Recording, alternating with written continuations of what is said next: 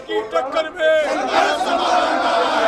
इनकलाब जिंदाबाद, इनकलाब जिंदाबाद, इनकलाब जिंदाबाद, सोनीपत बार एसोसिएशन जिंदाबाद, सोनीपत किसान, जय किसान, वापस लो, वापस लो।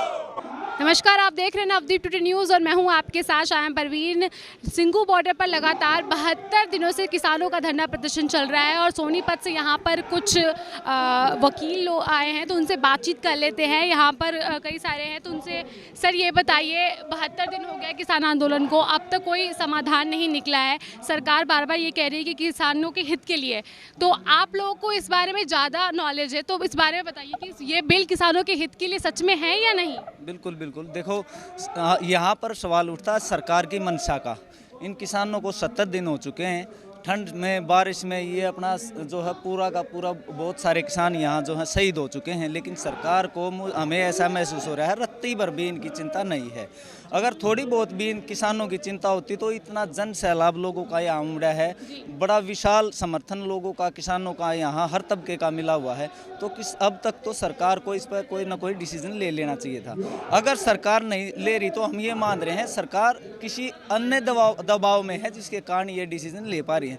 अन्यथा हमारे वकील साथी हर बार कोई जिले की, कोई राज्य की, बहुत सारे अन्य स्टेट्स की बार जो हैं उन्होंने अपना समर्थन दिया है। हमारी बार भी आज दूसरी बार आई है, पहले भी आई थी 26 जनवरी से पहले यहाँ आकर हर तरह का स्ट्रेंथ भी दिखाई थी, हमने योगदान भी किया था बार एसोसिएशन के लिए। आज भी हम आए हैं और हम ये किसानों को एहसास कराने के लिए आए हैं कि हम बिल्कुल तुम्हारे साथ हैं। हमने काले ये जो कानून बनाए हैं इनको पूरी तरह से रीड किया है, ये कहीं भी किसान के फायदे में नहीं नजर आए। इनमें जो सेक्शंस दिए हैं वो किसान के खिलाफ जाते नजर आ रहे हैं। इनकी आजीविका का सवाल है, इनका जीवन खतरे में है। पूरी की पूरी जो किसान लॉबी है, हमारे जो किसान हैं जो उनका पूरा जीवन खतरे में है, वो आत्महत्या करने पर मजबूर हो जाएगा अगर ये कानून सरकार ज़बरदस्ती इन पर थोपती है या लागू करती है। सरकार ने अपनी मंशा जाहिर कर दी है। 70 दिन से ये अंदेशा कि सरकार पीछे नहीं हट रही, मान नहीं रही है।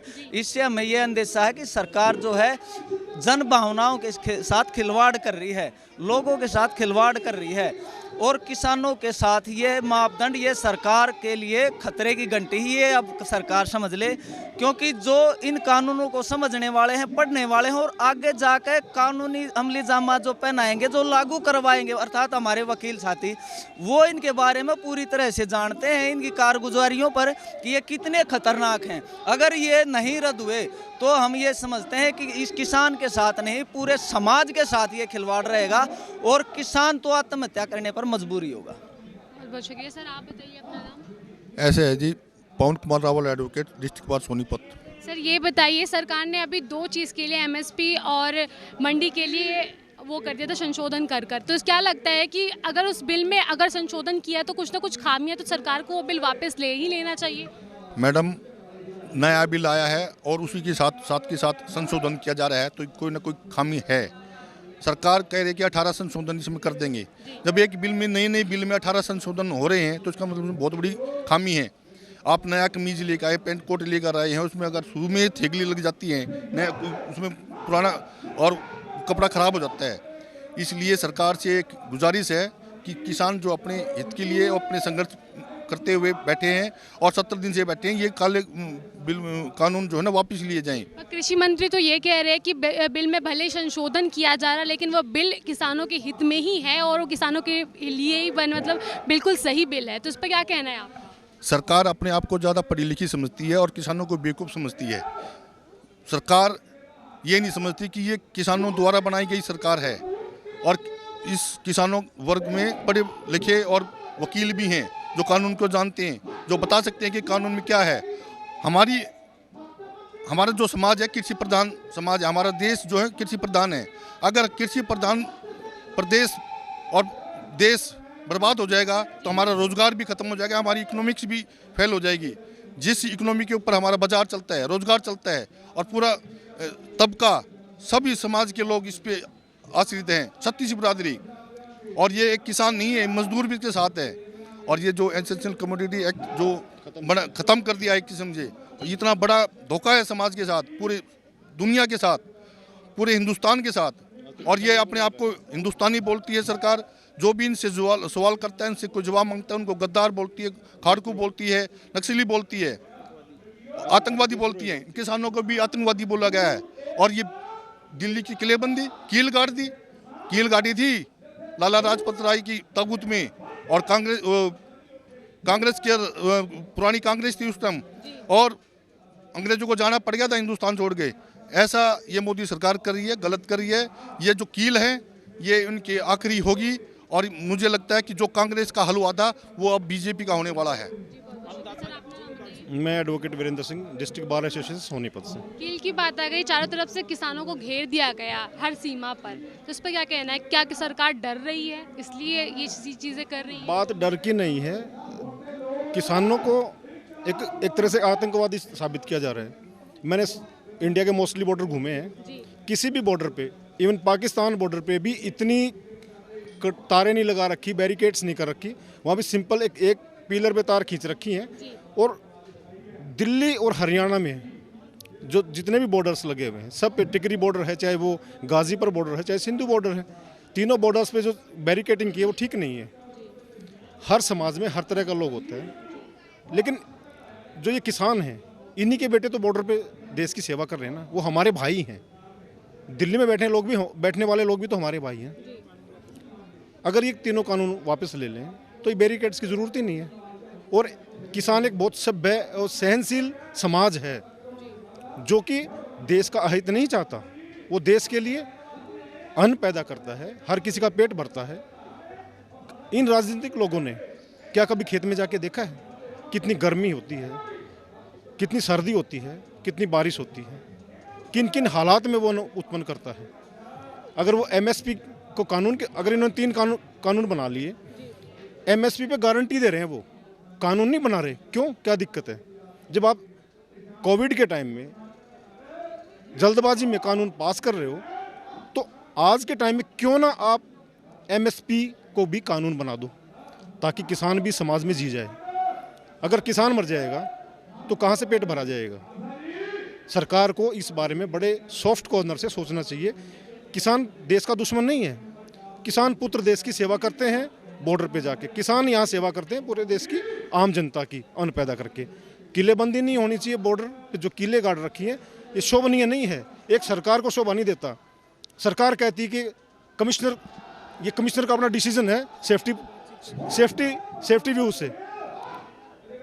सेफ्टी व्यू क्या कमिश्नर इतना बड़ा हो गया कि स्टेट इंडिया के होम मिनिस्टर की परमिशन के बगैर वो ये काम कर देगा? किले गार्ड नहीं थी तो लाल किला, आप एक चीज़ बताओ, कितनी बार आक्रमण में होंगे लाल किले के ऊपर? क्या किसी ने गेट तोड़ दिए उसके? क्या कोई इसके अंदर घुस सकता था? ये गलत नीतियाँ, ये सिर्फ किसान को बदनाम करने की चीज़ें हैं।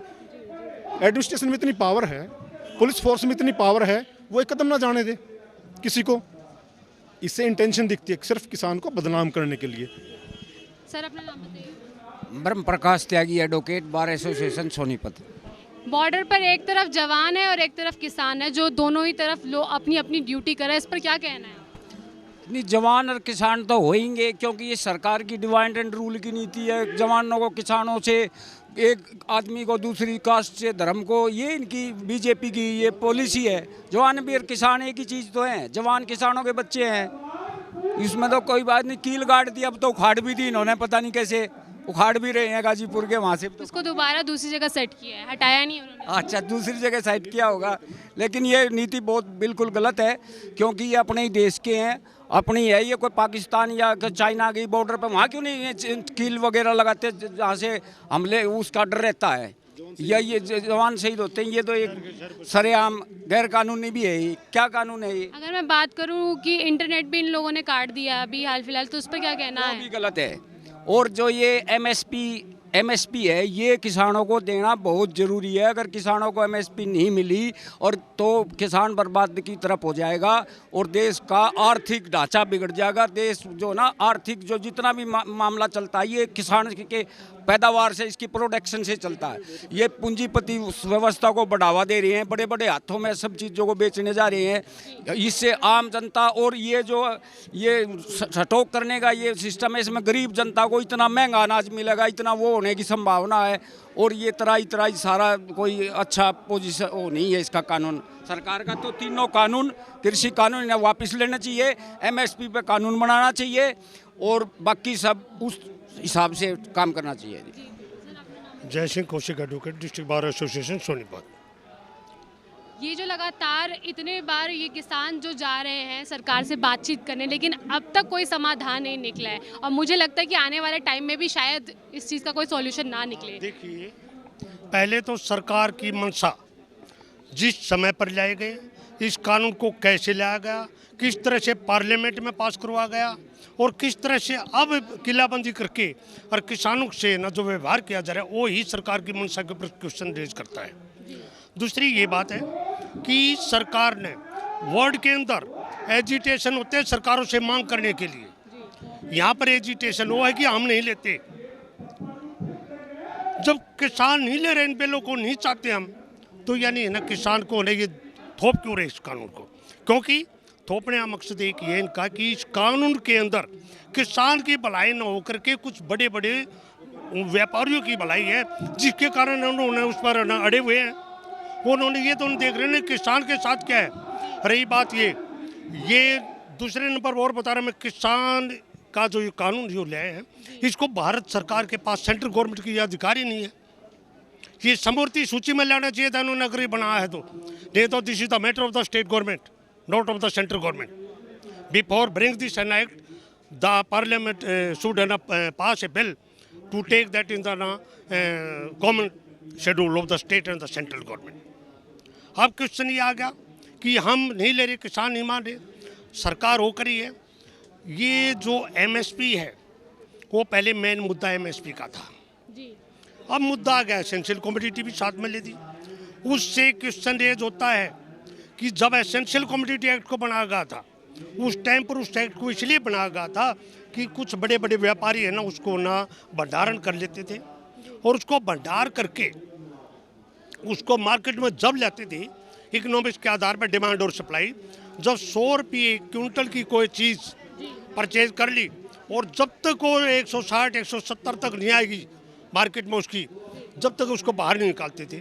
वो इसमें ऐसा ही होगा, कुछ है ना चुनिंदा व्यक्ति उसको ना भंडार करेंगे, डिमांड और सप्लाई की ना मार्केट के अंदर क्वेश्चन रेज होगा और वहाँ पर क्वेश्चन रेज होने के बाद ऑटोमेटिकली ना द रेट विल इंक्रीज। वो बढ़ गया 160-170 रुपये पहुँच गया। फिर क्या होगा, जो उसको स्टॉकिस्ट है वो उसको ये करेगा कि भाई 170 रुपये पहुँच गया, अब इसको मार्केट में ले दिया जाए, नहीं तो ऐसा हो सकता आगे फिर फार्मर की फसल आएगी वो फिर 100 पर जाएगा।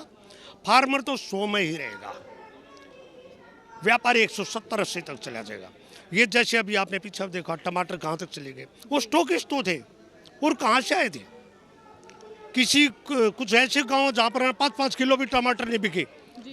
मेरे पास उदाहरण है, ये मैंने ना बल्कि एक आप जैसे ना पत्रकार थे उन्होंने पूछा था, लेकिन वही टमाटर 80-90 तक पहुँच गए क्योंकि उन्होंने स्टॉक रखा था। तो वही हालत यहाँ आएगी।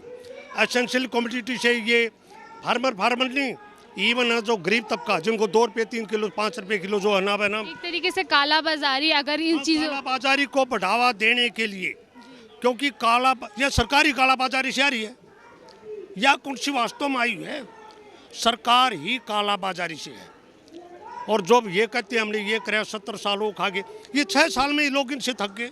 तो क्यों आई? इसके पीछे यही है कि ये काला बाजारी से आई है। इन्होंने लोक हित की बातें नहीं देखनी, इन्होंने देखनी है अपने हित की बातें, और अपने हित की बातों के लिए उन्हें वो हित करेंगे इनका जो बड़े बड़े व्यापारी हैं।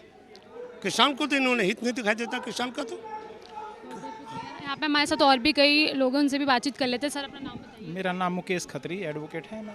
अगर मैं बात करूं कंगना रनौत की, अभी हाल फिलहाल ट्विटर वॉर चल रहा है, दिलजीत दोसांझ और कंगना रनौत जो बाहर के जो पॉप स्टार वगैरह जो सेलिब्रिटी हैं उनके बीच ट्विटर वॉर चल रहा है, तो इस पर क्या कहना है? कंगना रनौत हर बार ट्वीट करती हैं, किसानों के मुद्दे पर बोलती हैं, इस बारे में बताइए। ये देश में अराजकता फैलाने वाले तत्व हैं, हमें इन लोगों की ज़्यादा नहीं सुननी चाहिए। जैसे कि पर्यावरण एक्टिविस्ट हैं, उन्होंने कितना अच्छा बोला है, किसानों का समर्थन किया है। रियाना ने बोला है कि हम इस मुद्दे पर क्यों नहीं बात करते, हम किसानों के लिए क्यों नहीं बात करते। असली मुद्दे हैं जो है ना किसानों के हैं, बेरोजगारी के हैं और अनेक समस्याओं हैं, उनकी तरफ तो सरकार ध्यान नहीं कर रही है। बाकी के बेवजह की जो बातें हैं ना देश के अंदर फैलाई जा रही हैं, देश को बांटा जा रहा है और गरीब और अमीर के बीच में और भी ज़्यादा खाई और गहरी होती जा रही है। हम तो आज है ना यहाँ किसानों का समर्थन करने के लिए डिस्ट्रिक्ट बार से इकट्ठे होकर आए हैं, पहले भी हम आ चुके हैं। हम इस आपके चैनल के माध्यम से ये कहते हैं कि इन तीनों कानूनों को जल्द से जल्द वापस लिया जाए, ताकि जो किसान पीड़ा में है, परेशानी में है, वो अपने घर वापस जा सकें। Thank you. Singhu border, Ghazipur border, Tikri border पर लगातार किसान धरना प्रदर्शन पर बैठे हुए हैं। 3 नए कृषि बिल को वापस करने की सरकार से मांग कर रहे हैं। लगातार कई बार वार्ता होने के बाद भी अब तक कोई समाधान नहीं निकला है। आज सोनीपत से कुछ वकील भी आए थे, हमने उनसे बातचीत की। उनका कहना है कि ये बिल किसानों के हित के लिए बिल्कुल भी नहीं है। वहीं जो सरकार है वो इस बात पर अड़ी है कि भले ही हम कानून बिल में संशोधन कर रहे हैं, लेकिन ये बिल बिल्कुल सही है किसानों के लिए, ये बिल किसानों के हित के लिए। लेकिन किसान वहीं 2 महीने से ऊपर हो गए हैं और सिंगू बॉर्डर, टिकरी बॉर्डर, जो दिल्ली की अलग अलग लगती सीमा है, वहाँ पर बैठे हुए हैं और इस बिल को वापस करने की मांग कर रहे हैं। उनकी मांग है कि जब तक सरकार इस बिल को वापस नहीं ले लेती तब तक हम लोगों यहाँ पर ऐसे ही डटे रहेंगे। हमारा धरना प्रदर्शन ऐसे ही शांतिपूर्ण जारी रहेगा। और कल 6 तारीख है और कल इसी बिल को लेकर 6 तारीख को चक्का जाम किया जाएगा। 12 बजे से 3 बजे तक, लगभग 3 घंटे तक पूरे देश में चक्का जाम रहेगा। इसको लेकर अब क्या आगे की इन लोगों की रणनीति है, ये अब किसान जो है वो बताएंगे। फिलहाल अब देखना ये होगा कि इनका आंदोलन क्या ऐसे ही चलता रहेगा या कोई समाधान निकलेगा। कैमरा पर्सन लोकेश ठाकुर के साथ मैं सामा परवीन, नवदीप टुडे न्यूज़, दिल्ली।